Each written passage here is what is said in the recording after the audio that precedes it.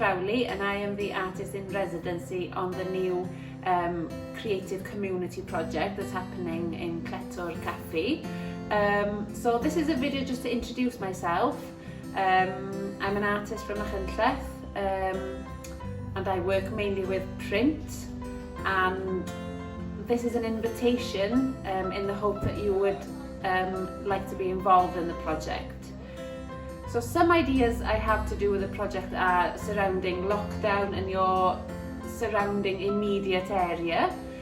Maybe you've discovered something in your area during the period of time that we've been at home. Maybe you've discovered something in your house. It might be an object. It might be something that was essential for you during the lockdown, something that helped you, something that means a lot to you. So these are the ideas I'm thinking, but it's all down to you really. We're going to share ideas and then I'll gather them up and we will create some sort of mural together.